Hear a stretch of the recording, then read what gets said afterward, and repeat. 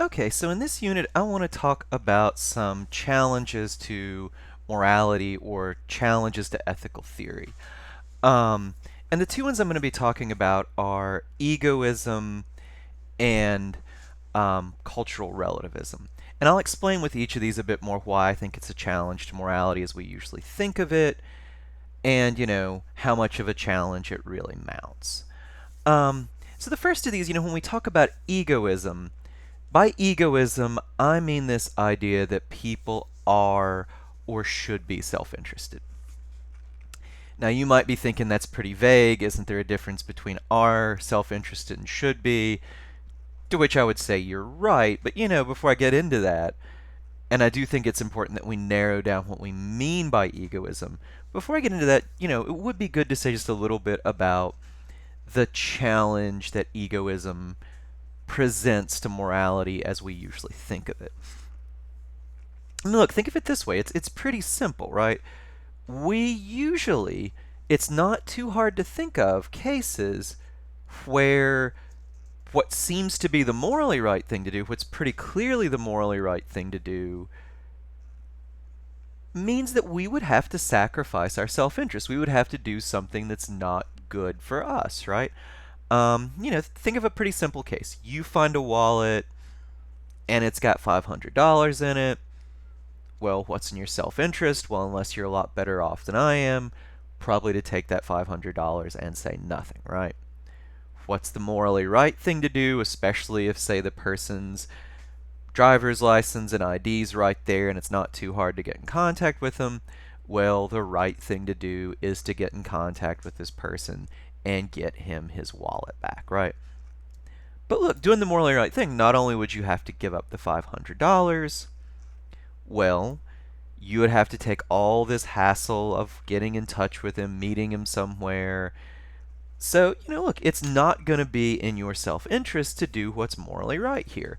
And I'm going to bet, it's not too hard for you to think of cases where, again, the morally right thing is clear and it's not in your self-interest. Okay.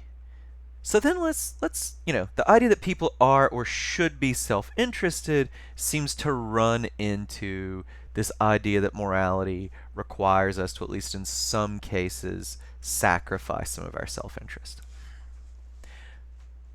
Well, how much of a challenge then does egoism present to morality? Well, on that one, we need to be clear what we even mean by egoism. Remember in the lectures on argument, talked about the fact that a lot of times we might use a word in different ways. This whole thing about equivocation, and that might throw us off. Well, it turns out that egoism is a word that gets used in a lot of ways. So let's break down two main ways that it gets used.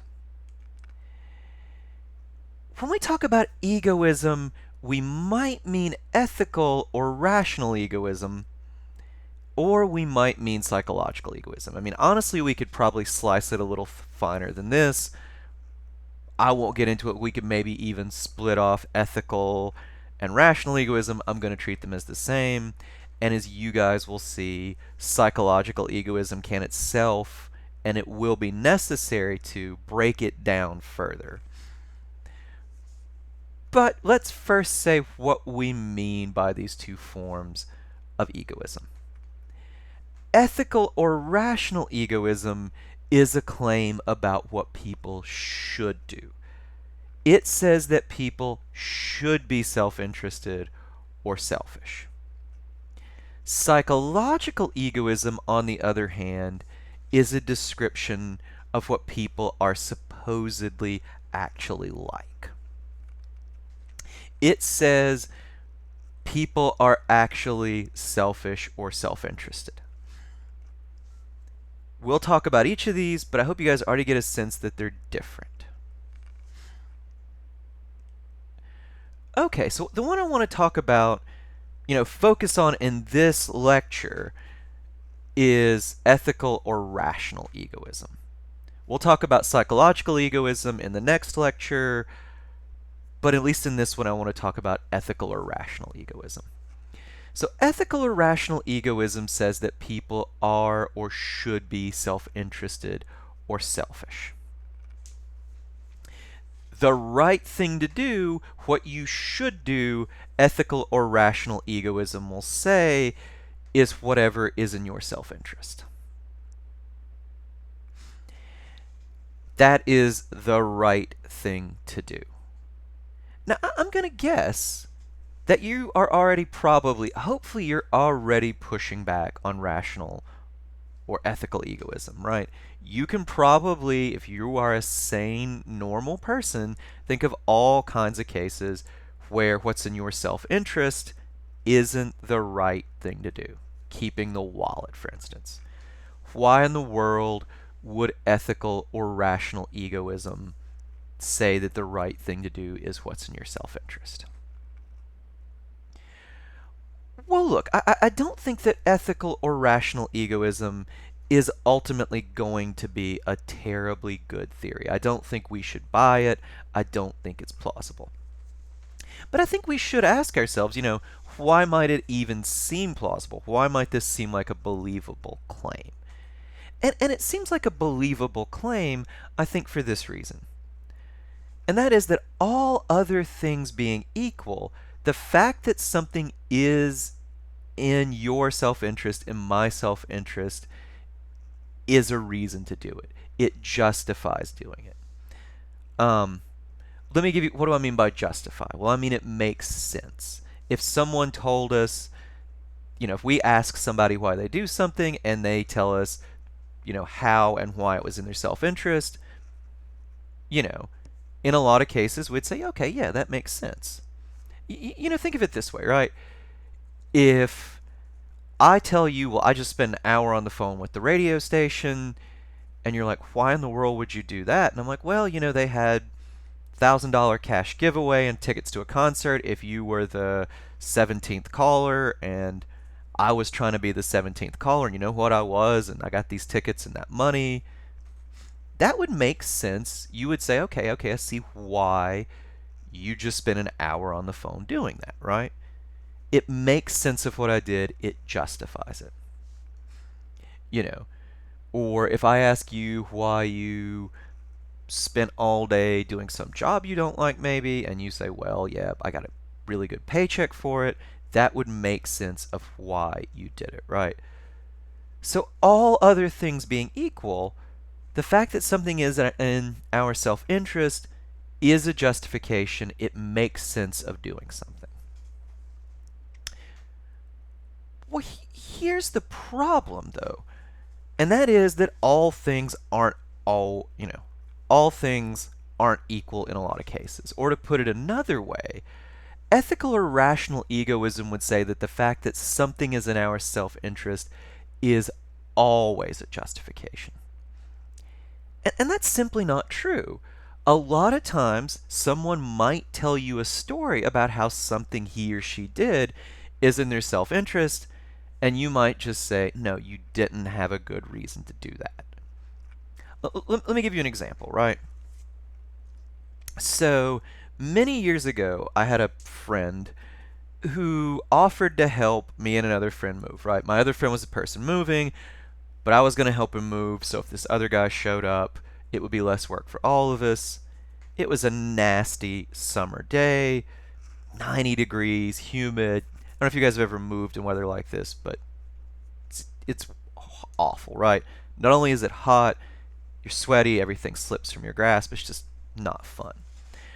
Well, lo and behold, our friend, maybe I should put this in scare quotes, who was supposed to help us move, he just didn't show up that morning, right?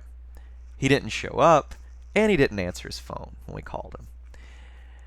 And I don't know what excuse he gave, but it was pretty clear why he did this. Who wants to help someone move on a 90-degree day, right? When he said he'd do it, it was way cooler. It wasn't such a big pain in the neck. So why do it, right? But if this guy had the nerve to say to us, it's like, well, look, I know I promised I would help, but I got up, and it was 90 degrees, and I'm like, well, what's in it for me? Maybe I'll get dinner and some beer out of it, but that's not worth working in 90-degree weather. So even though, I promised you, I saw it really wasn't in my self-interest, so I didn't do it. So you guys see what I did was justified. You don't blame me, right? Had he said that, of course we would have blamed him. Like, no, that was not a good reason to break your promise. Especially wasn't a good reason just to not show up. The fact that it's in your self-interest isn't a justification here. It doesn't make it the right thing to do. Or let me give you guys another example, right? If someone gets caught for murdering, say, his cousin, who was, let's say his cousin was first in line for an inheritance and he was second. If at trial he says, well, I didn't really like the kid and that was a lot of money, so you see it was in my self-interest, we wouldn't think that he had a good reason to kill his cousin, right? So, ethical egoism, saying that it's always that the right thing to do is what's in your self-interest, there's just no reason to take it seriously. There's no reason to think it's true, right? There's all kinds of cases where it's pretty clear that the right thing to do, the justifiable thing to do, is not in someone's self-interest. And in light of that, ethical egoism or rational egoism would have to give us darn good reasons to think the theory's true, and it doesn't. Okay, so I want to move on to psychological egoism in a minute, but I do want to say a little bit about why psychological egoism is important. The reason I think it's important is I think if there's going to be a good argument for ethical egoism, it would have to rest on psychological egoism. Let me explain why. And in doing this, I'm going to introduce some principles that will be important throughout the class. So these are something to really pay attention to. Okay. So to understand why it is that psychological egoism could maybe give us an argument for ethical egoism. Remember I said ethical egoism on its own doesn't seem to have any good arguments for it. We need an argument. Well, a good argument might rest on psychological egoism. Why is that? Well, the reason is it depends on something that philosophers call the ought implies can principle. And really, this is just a fancy way of saying should requires could. To say that somebody should do something, it has to be true that they could do it. If someone couldn't do it, it doesn't make any sense to say that they should do it. Look, I couldn't, if I told you right now, flap your arms and fly across the room, it would be crazy to say you should do that because you can't, right? If something's impossible, saying that we should do it makes no sense. This principle is going to be important throughout the class, especially when we get to Kantianism. This will come back up.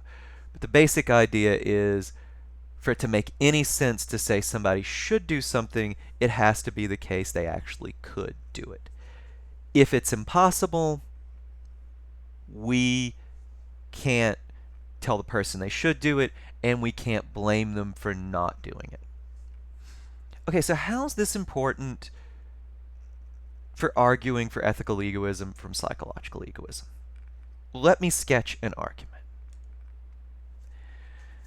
Okay, so here's an argument for ethical egoism from psychological egoism.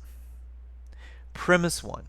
To say that someone should do something requires that they can do it, right? That's just the principle I talked about in the last slide. This should requires could, or ought implies can principle. So premise 2, just sort of a result of premise 1. So any good ethical theory should not ask us to do something that is impossible. 3, human beings can only act from self-interest. So 4, any good ethical theory must appeal to our self-interest. That is, it must be a form of ethical egoism. So look at this argument. Premise 3, I'm not saying you should buy this. I actually think this is going to turn out to be a bad argument. It's not going to work. But look, premise 3 is making this claim about what human beings can and can't do.